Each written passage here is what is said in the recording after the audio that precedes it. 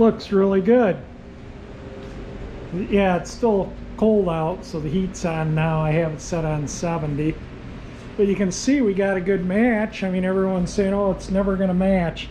Not only does it match, it matches the door jamb color too, which is out of a different can of paint. And matches the in there. And all this jam stuff matches, which is out of a different gallon of paint. So I just kind of wanted to show it's still the same day I painted it. I just unmasked it, put the tires back on. I washed the tires and the hubcaps. The car is going to look amazing when it's done. I really like that color. Certainly looks good. Again, nice day, and maybe in a few days I'll back it out and get some video of it, but I just wanted to take a little video. I put the door up just so I could get some video with better lighting, and super happy. You can see there how that came out, and the match. I don't think you're going to get a better match, considering they're out of the jam paint is a completely different gallon of paint than the body paint. And you get this door. That door is going to look good once the car's going to look good once it's all done and together. I'm really looking forward to it. The hood isn't as bad as the trunk lid. The hood's actually acceptable. I could live with it if I had to, but the trunk lid, no.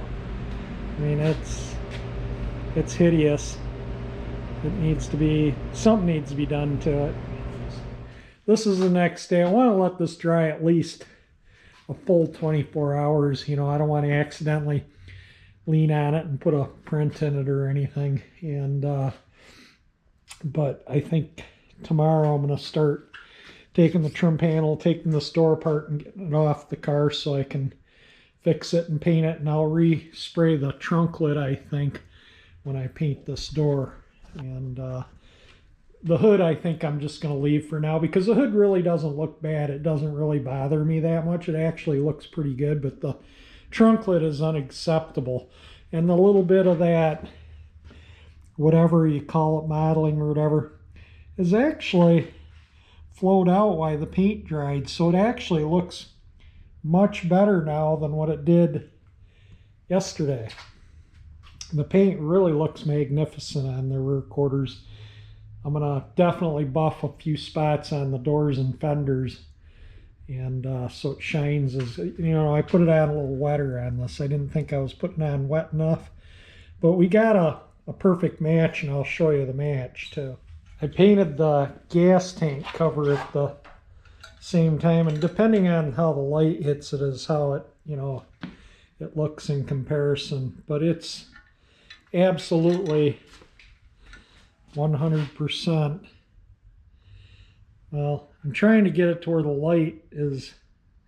I'm in the garage and the light isn't that good right now, but believe me, you can't ask for a better match. And even the door jamb paint, which is a separate gallon of paint altogether, is a perfect match.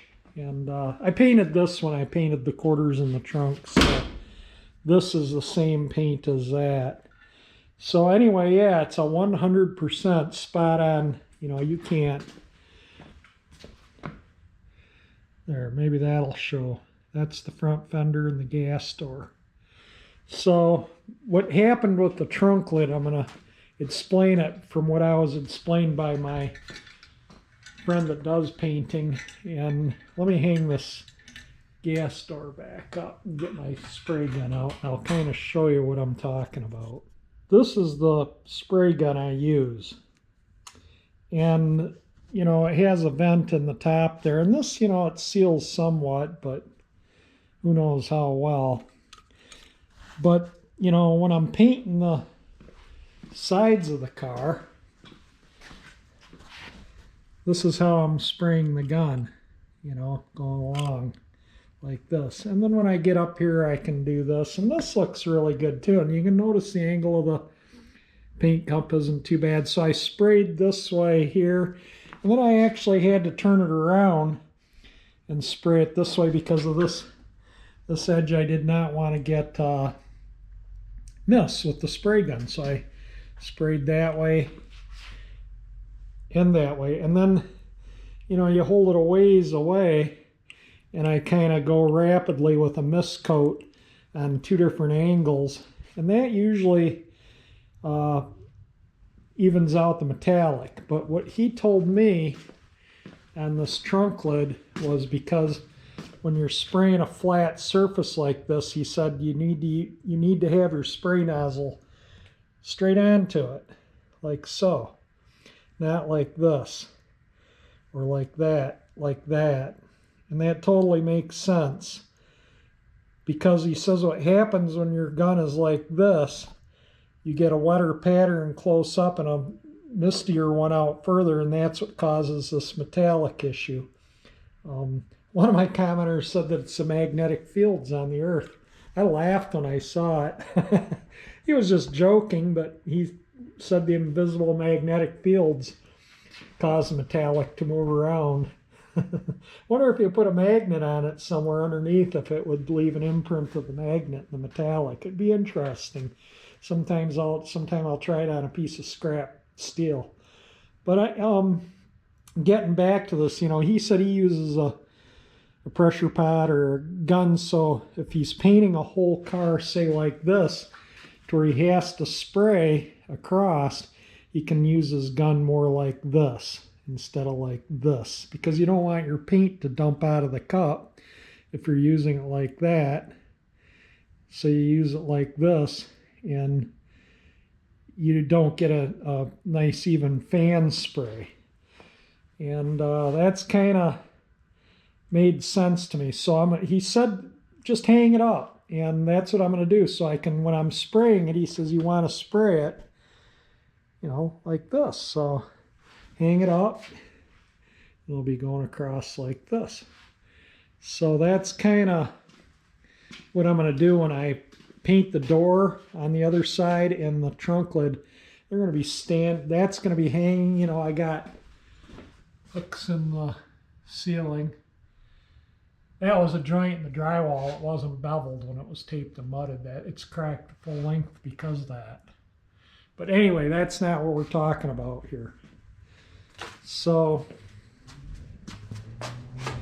I think I'm going to do exactly that. I'm going to 400 sand it out when I'm getting closer to ready to painting the door. And we're going to hang that and reshoot it. And I think I might even hang the door. And we'll see how the door hangs. Might just paint the whole door jam side and outside skin at the same time if it hangs easily.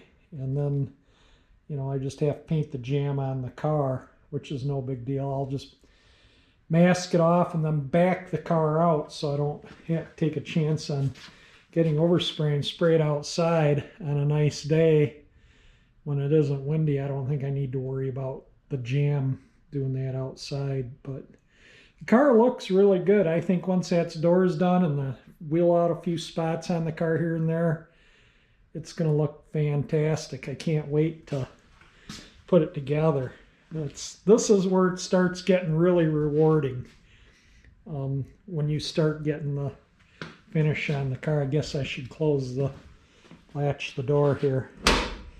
And there's no weather strip on it. So once the weather strip's on it, it'll be out a little bit further. And I'll do a final adjustment on the door. You know, I've got to line up all the panels on the car yet. So it fits really good. I'm happy with the way the door fits. It just closes a little tiny fuzz bit too much. But I'm going to wait and adjust that once the weather stripping's on. And then, because it will tend to push that door out a little bit. So here's, you know, how I taped it, how it looks. You know, it looks pretty darn good. And there's one little speck of annoying there. I'll just lightly sand the top of the fenders and and buff them, you know, in these spots where there's a little speck of dust there. There's a couple little specks of dirt here, and one here. Little, I can't even get that one to show up in the can. Maybe I did. It's there, and I mean, that's not even as big as a pencil point, but the sides have zero dust in them. And you got to remember, this is not a proper spray booth. This is my 2-car detached garage, and I've done this whole car in it from start to finish. So, you know, anyone that tells you if they can paint in their 2-car garage that they've done a complete car and not get a little dust in the paint here and there is probably not telling you the truth, because it's pretty impossible to, you know, without a proper spray booth, to not get a little speck of dirt here or there in it. The front fenders, there's a little speck right here, a little speck right there, a little speck there. The hood's pretty good. This fender right here, and the door right there. So I'll just sand these out, you know, those all the dust spots and any, like here where it's a little orange peeled. This is very minor though. But before I put the mirror on, I'll give that up maybe a 1200 and buff it, and then I don't have to take the mirror back off to buff it. So anywhere where trim goes or anything, if it needs buffing, I'll buff it before the trim goes on, with the exceptions of the rear quarter panels. The paint hasn't, the paint on those have been dry for a month now, so I can buff them. But, you know, actually that doesn't need any buffing there, nothing. So I don't need to worry about that. Same with this side. It's like glass, and the same with down there. And where the trim goes here. And oh, let's see here. Painted the underneath. The wheel well lip. You know, you see these people that put these, you know, I've seen these cars, and why people, they don't paint this lip, or they get overspray in here, you know, and this is all sloppily body colored, or they don't do anything within here and it's rusty and dirty. And I think I complained about that when I first got the car, that people, you know, don't do their undercarriages, and I do. You know, that's part of the car, so why not do it? But anyway, yeah, so it's on the home stretch. It's definitely rewarding seeing paint on the rear quarter panels. They required the most time. The door should probably take me about a week. You know, I'm not going to work on it, you know, 8-10 hours a day or anything. I might work on it 4 or 5 hours a day. The sanding out of that sealer, I spent about 5-6 hours sanding that sealer out. That day that I sealed it, that I was originally going to paint it, that was a 12-hour day, and with the exception of lunch and dinner, which, okay, so 10-hour day, and maybe 9.5. It was a long day of working on the car. Yeah, and I still have all the dash and interior, so I gotta I'll clean all the panels and everything before I put them back on the car. I'll replace this dash pad. I'm gonna take out all this and refinish everything here. The speedometer needs to be cleaned. The numbers are a little dirty looking. Does it show up? So I'll get in there and clean that up. The fuel gauge is fine. The radio is fine. The radio works. As you saw in a way earlier video, I turned it on. To my surprise, it worked, and the speaker is pretty much all trashed. It's out of the dash because I was, you know, taking the dash apart to get this pad off. This is just kind of sitting here. This isn't even bolted on. So I had all this off and the trim off here. So I'm going to repaint this trim. For now, I'm just going to polish the trim that goes around the windshield and put it back on. It's chrome. It needs to be re-chromed. The lever needs to be re-chromed.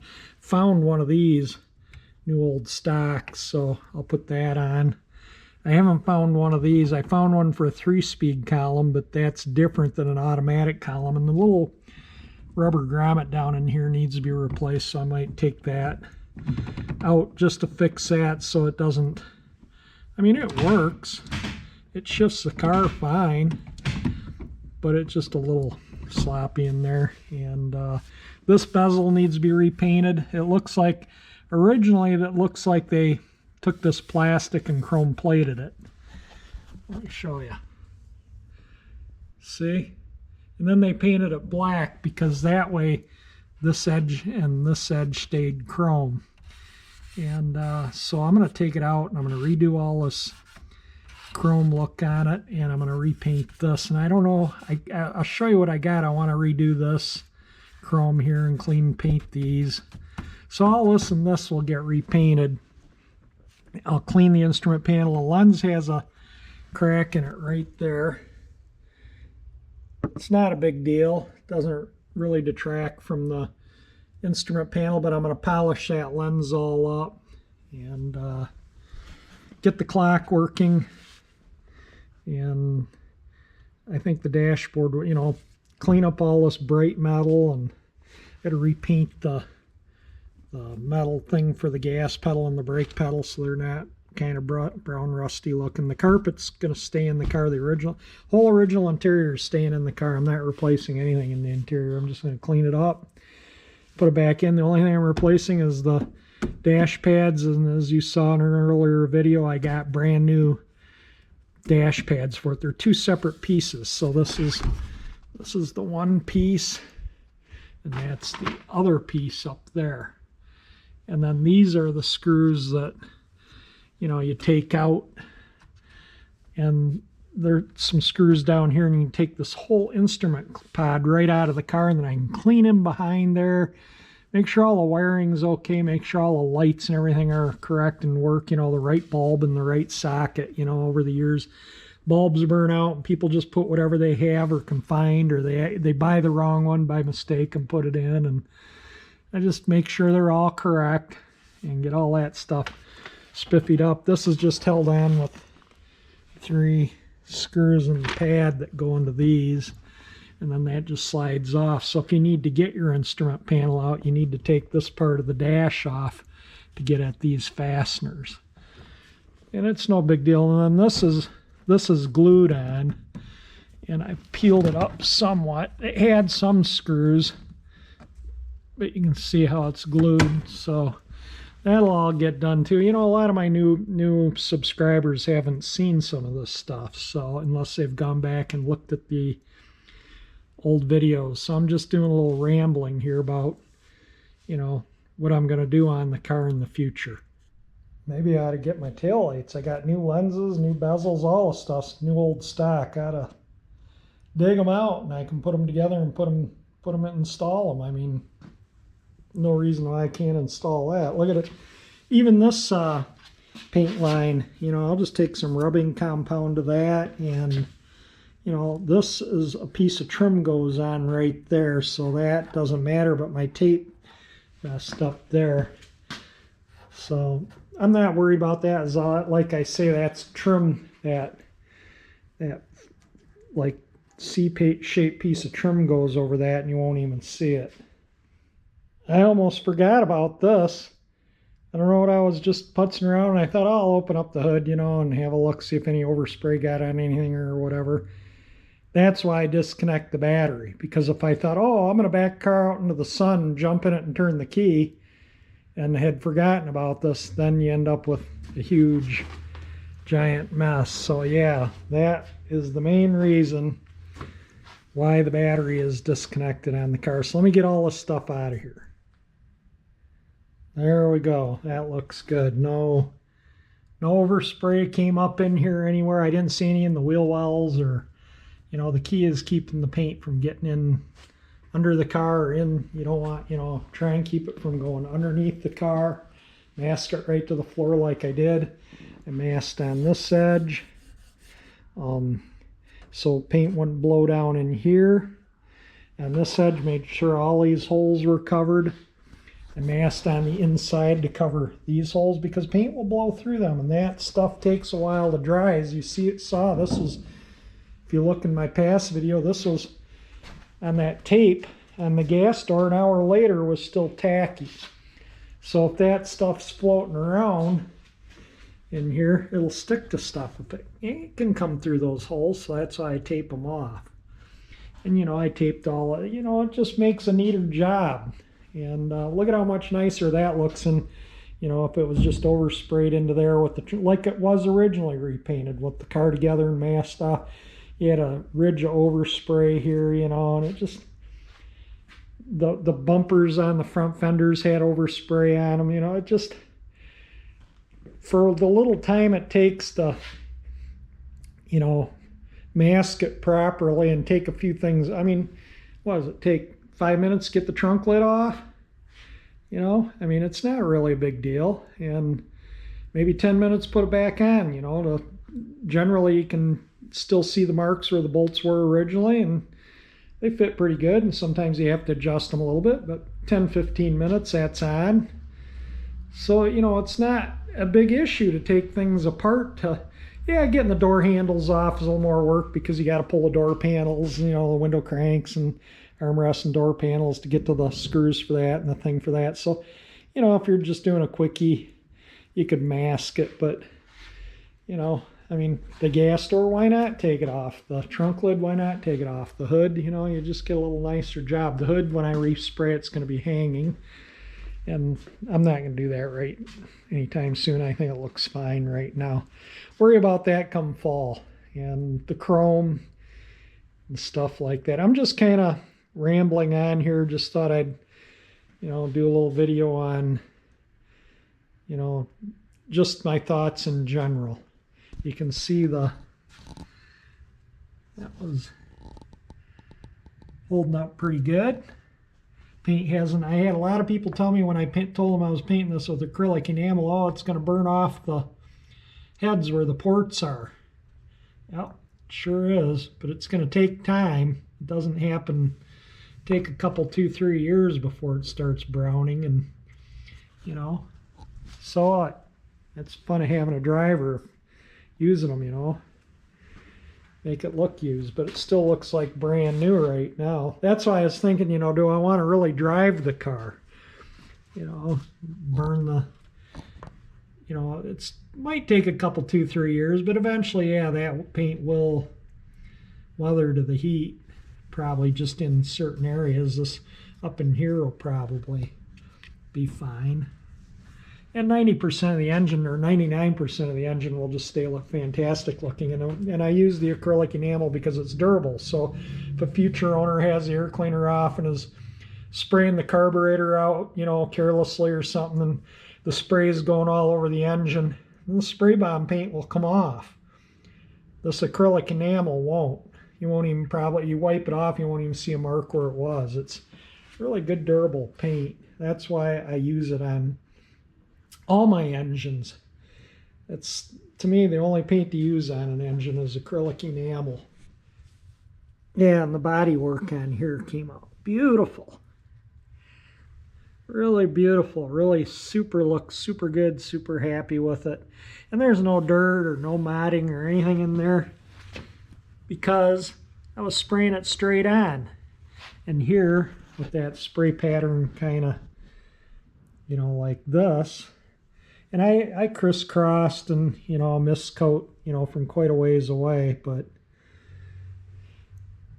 I totally agree with them. It totally makes sense on the spray pattern because this came out, any of the vertical sides came out mint with the metallic flow.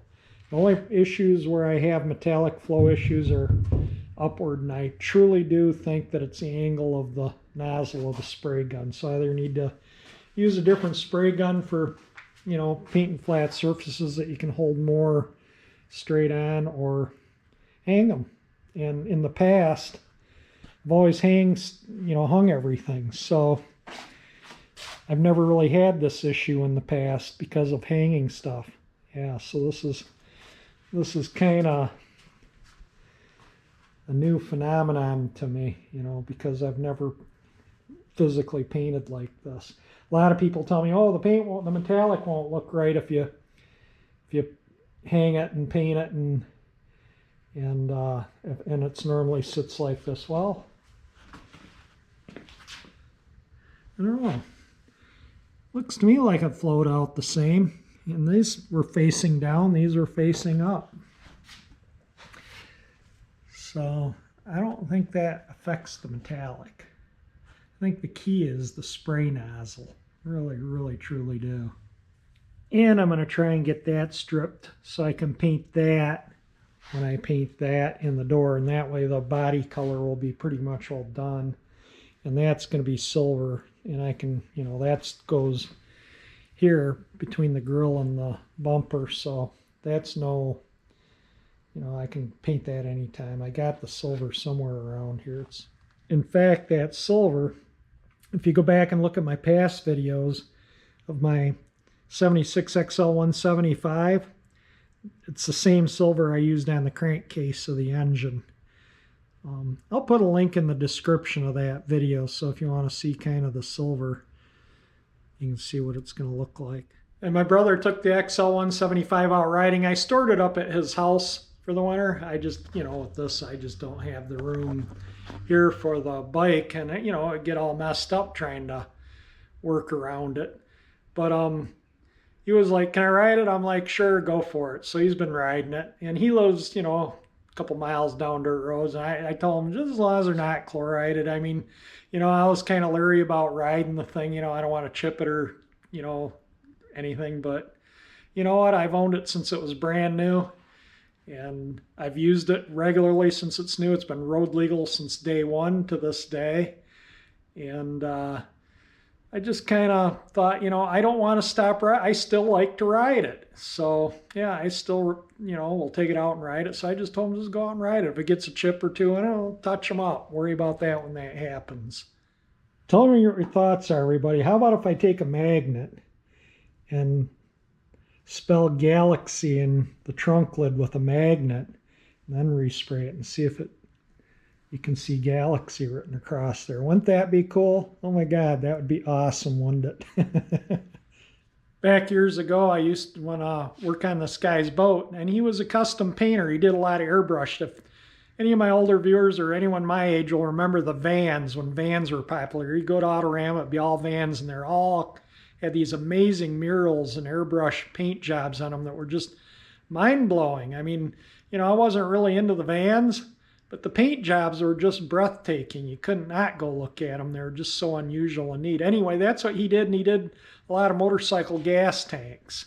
And really some amazing paint he used to do. And wouldn't it be neat if, you know, I ought to talk to him, see if I magnetize that, if the metallic would. I don't know if this is a ferrous metallic or not. You know, it could be non-ferrous, so it wouldn't make any difference. But yeah, you know, if this car wasn't such a clean original, you know, everything's correct to the car. I have the original numbers matching water pump that was on the engine when I took it apart, and I think I'm going to rebuild it and paint it, and then I'll just save it for a spare.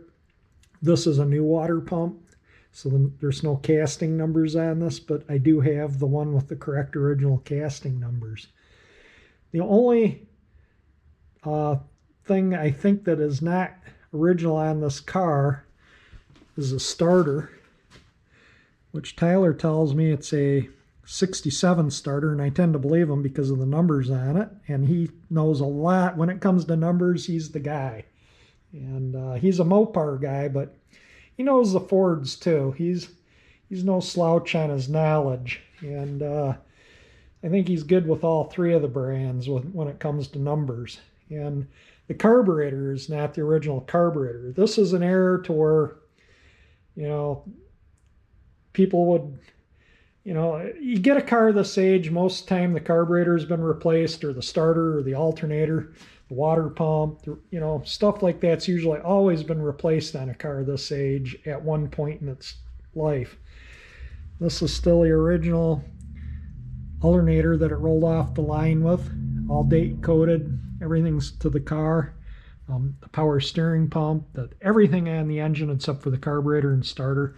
The power brakes were a dealer installed accessory when the car was new, and it had that dealer installed air conditioning that I took off, and I traded it. Bill Lane, he's the one that sent me this convertible top header, the top cylinders, some of the letters for the hood. He's from Phoenix, Arizona. He has some parts cars for his Galaxie, and he sent me parts, for that air conditioning unit. So I thought that was, pretty good, and got a lot of good things from him. But I still have, all the old parts I took off the car. The brakes I took off, which I think had been replaced. I think the wheel cylinders were original. The ball joints are still original. The outer tie rod ends are original. Their inners had been replaced at like 10,000 miles ago. It's got all new suspension bushings, and I still haven't tightened these up. Somebody commented about the rubber flaps for here. Yes, I do have the rubber flaps for here, but I'm not putting them on because I don't want to forget to tighten these down.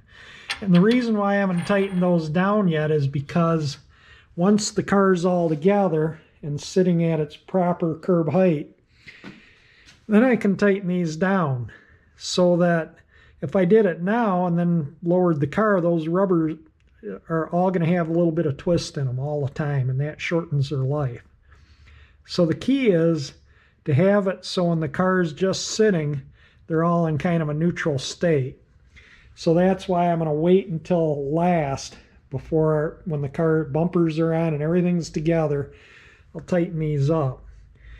And then I need to take it in for front end alignment, because when I took all this stuff off, I did my best measurements I could from particular points. If you go back and look in the videos, I think I show it.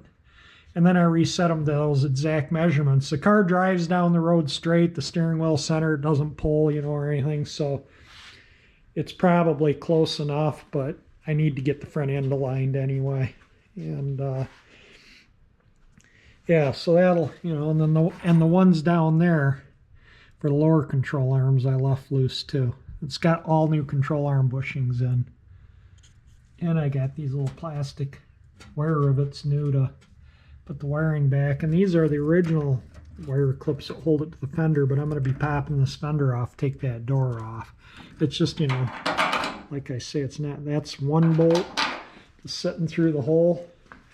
There's another one turned in about 2 turns right there. Take those 2 off, and these are just sitting in here loose, so I'll take them off and the fender will come right off the car. And then I'll put those, those stamped steel nuts on the inner fender before I put it back on, because that's going to be probably a pain to do it on that side. I might just take the fender off and put them on so I don't scratch the fender. And then I can, get it all bolted down good. Oh, I found a set of wiper refills. These are just the refills for the arms on this car. They're the original arms. This was the only type of refill I could find. And, so it doesn't have little metal ribs that the original ones did. I'll show you what the original ones had. That's the original one. You can see not much left of the blade. But these were on the car. Those are the wiper blades that were on it when I bought it. These are put those ones on instead of, I don't think these ones would wipe the glass very well. Well, I guess enough babbling here. I just kind of wanted to come out to the garage and have a look at the paint and see how things were drying up on the car, and make a little video on the goings-ons with it, what I'm going to be, what all I still have to do. There's still a lot of work to do. I still got the top frame to paint and those cylinders to replace. The cylinders will be no big deal to change.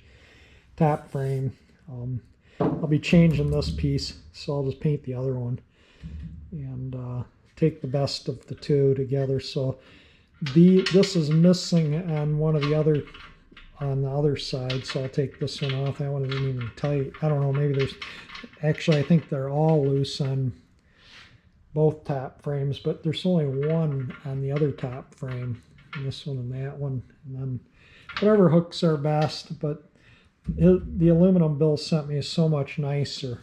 and this stuff will all paint up fairly easy.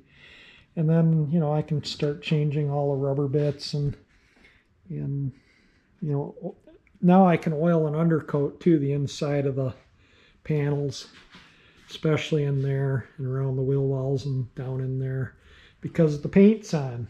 So I don't need to worry about, you know, if you have oil coming through into your primer or sealer, you can get fish eyes or just a big mess in your paint. So I can do that. And before I put the door panel on, I'll do the same with the door. I got to take those vent things out so I can get in the boxes and paint in there and undercoat anything that needs undercoating. So, you know, there's still quite a bit to do, and just kind of plug away at it. Well, I'm going to call this a video in a day. So if you like this video, you know, on what my future needs to do on the car are, and you know, everything that's got to be done yet, hit the like button. If you want to see this car finished up and cruising down the road, subscribe to my channel. And thank you for watching.